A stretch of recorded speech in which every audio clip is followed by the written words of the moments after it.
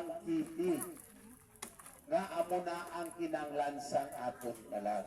Laban niya ang aton ginaprekurar ang ining diri sa sining kalibutan nga gusto ka magmanggat, magmaayo ang atong pagkaon, pero ang katapusan mapatay ka man kali gyapon. Ang ginpromisa sa Ginoo, kung pirmi ka nagasimba, ka nagakaon sa iyalawas kagunod, may kabuhi na wala sing katapusan. Mangkutan nyo bing tupad nyo da kung diin siya na namian. So may kabuhi na wala sing katapusan. O kung dunggan sa sining kalitutan. Oh, namian ka dito. So isa ka sa atin subong mga upod ko kay Kristo. Why magarasing gusto sa internet ko? Na hindi kita adto sa aton Dios kag sa aton nga ang kalibutanon nga kabuhi.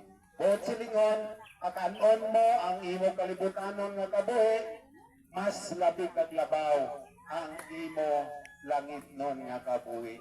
Kay ang promisa sang Dios dito ikaw maka uyo sa doob nga ginaman niya sa imo sa aton kanan.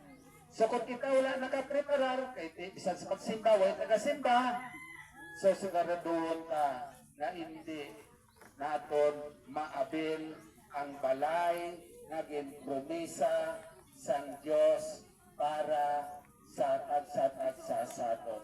So isa katsaleng sa taga-barangay at buray, importante nga magsimba kita, magkaon man kita sa lawas na tugok ni Kristo, kay paagi sina matinluan ang aton sa kasalanan nga nahimo. Kag mangin malitayon ikaw sa imo pagpangaboy. Ikumpara kung diri ka lang sa dukanon. At isananon imo katipon sang manggat, ara na sa imong tanan, magdula ka man sa diablo. Katulad sa kay Lazaro, kag ang isa ka manggaranon, nga ang manggaranon dito ya sa interno, si Lazaro dito sa langit. So kabay nga ang atong ginbasa nga mga pulong sang Dios magatudok sa atong pagitusuon kaguna-una.